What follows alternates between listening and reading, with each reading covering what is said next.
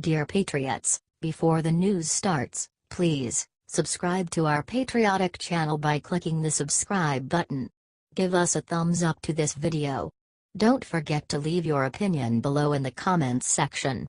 Share the news on Facebook and Twitter so you friends see it. Thank you.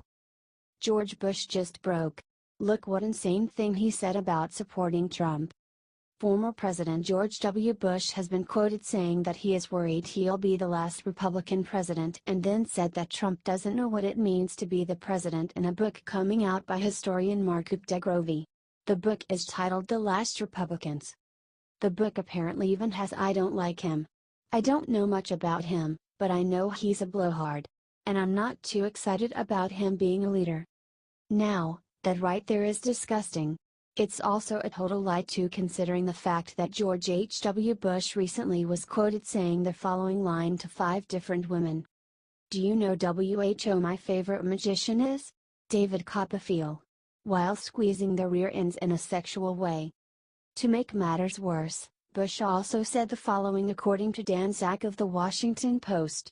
"It turns out that George Bush Jr. didn't even vote for Trump. This is disgusting. The Bush family are nothing but fake Republicans. They are really globalist Democrats that hate Trump because he beat them." Share this if you never want to hear about the damn Bush family anymore. They are yellow-bellied traitors that sold off our country.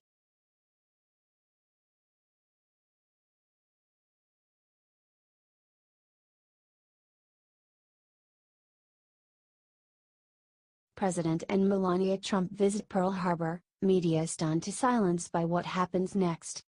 Trump is off to Asia on a big trip and the media is in full panic mode. They are raising the stakes daily, saying this is make or break for our policy in Asia, and if Trump screws it up we may end up in nuclear war. Typical media hysteria. For Trump has already won the big negotiations in the region, and this trip is really more to tie up loose ends and take a shared victory lap. Trump won't gloat, and he doesn't have to, because he already accomplished more than Obama, Bush, or Clinton did in the region combined. All our leaders have said they would get tough on China fair trade, and that they would solve North Korea, etc. That is what the left forgets. If you go back to Obama's and Clinton's and even Bush's campaign platform, you will see some similarities with Trump, because everyone knows that is what America wants. But until Trump, it was just talk from our leaders. In less than a year, Trump has China actually hitting North Korea where it hurts. He has them on the defensive on trade. He may allow some bad trade deals with China for North Korea help if he wants to, or he can squeeze them later. The Chinese don't know what he will do, and that gives Trump an edge. Also, they have already moved on North Korea, so Trump is in the driver's seat. For an ace in the hole, Trump has done what every past leader said they would regarding domestic companies offshoring jobs, but was too timid. He is dangling the carrot to keep them, and he has been willing to use the stick to get them to stay. The results speak for themselves on that front. So he can let China have their lousy trade deals, solve North Korea, and use domestic pressure to keep jobs here. In other words, Trump, contrary to what the media will tell you, has already won, which means that America has already won, and going to Asia is a victory lap. His first stop was in Hawaii, and he was received warmly and met with the U.S. Pacific Command and the governors of Alaska, Hawaii and Pacific U.S. territories. He also took a quick visit to Pearl Harbor. According to Fox News, he said before the visit, "We are going to visit very shortly, Pearl Harbor, which I've read about, spoken about, heard about, studied, but I haven't seen. And that is going to be very exciting for me." But when he got there, he did something that stunned the press into silence. They were expecting Trump to do what all past presidents have done, make it a big spectacle and bore everyone with a tedious speech written by some intern. Not Trump. Instead, he did something unexpected and most respectful. He honored the memorial by staying silent. Not one word. Just respect. And a salute.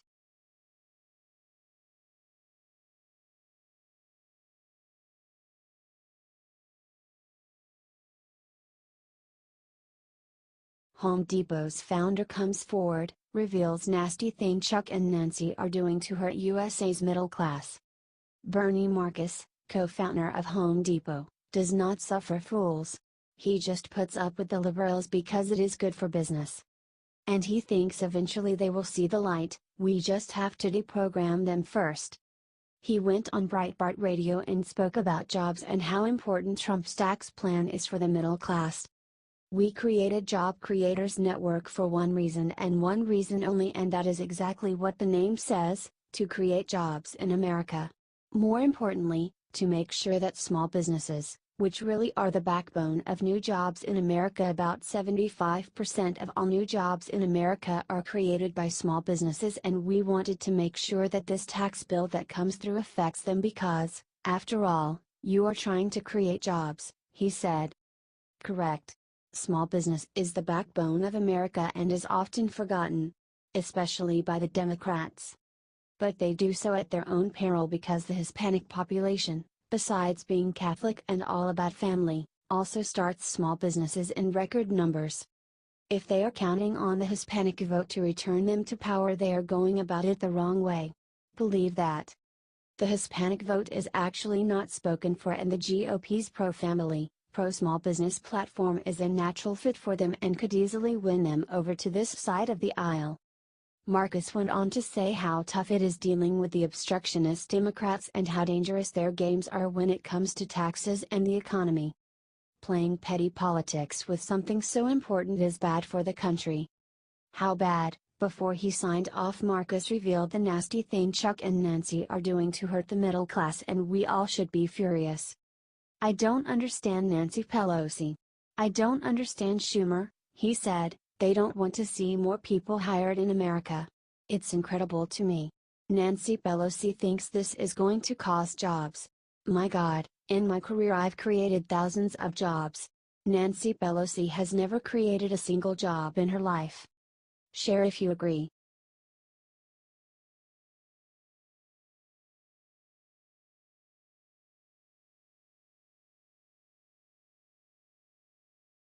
This shocking secret about MLK's sex life was hidden in the JFK files. When Donald Trump released the JFK files last week, he hoped to end conspiracy theories about the assassination for good. Instead, he revealed a shocking piece of information about Martin Luther King Jr.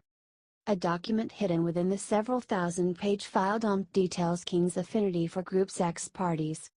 The Washington Examiner reports. This document goes into detailed accounts of King's questionable activities, including being involved in events at which there were sex orgies. One account from 1964 spoke of a 2-day drunken sex orgy in Washington, D.C., in which attendees participated in sexual acts, natural as well as unnatural. Another account from one Negro minister said that at one of King's conferences in 1968 to train black ministers in Miami there was abundant debauchery and fornication. Elsewhere in the report is a claim that the civil rights leader fathered a child out of wedlock.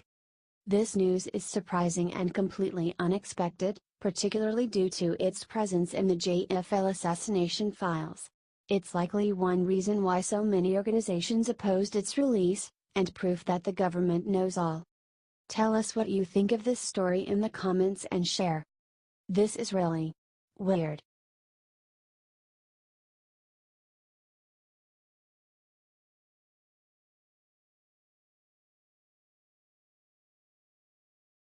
Here is the smoking gun that proves Hillary rigged the Democrat primary. We now have the smoking gun that proves Hillary Clinton rigged the Democrat primary against Bernie Sanders. A recently unveiled memo shows that the DNC colluded with the Clinton campaign in order to pay off the organization's massive debts. AOL reports. The August 26, 2015, Memorandum of Understanding from Clinton campaign manager Robbie Muck to DNC CEO Amy Dacey details the relationship between Clinton's campaign and the DNC long before she won her party's nomination. In exchange for Hillary for America's, HFA, helping the cash-strapped DNC raise money, the party committee agreed that HFA personnel will be consulted and have joint authority over strategic decisions over the staffing, budget, expenditures, and general election-related communications, data, technology, analytics, and research. The agreement resulted in the hiring of a communications director handpicked by the Clinton campaign. All candidates for staff positions were also selected by Clinton's people. Those people were able to call the shots from within the DNC, essentially blurring the line between the Clinton campaign and the supposedly neutral DNC. As we saw from leaked emails during the campaign, the Clintons were successful in controlling the party's decisions. They smeared Bernie and handed Hillary debate questions in advance. Comment Crooked Hillary and share. This story needs to be seen, but the mainstream media refuses to report on it. We must get this info out to the world.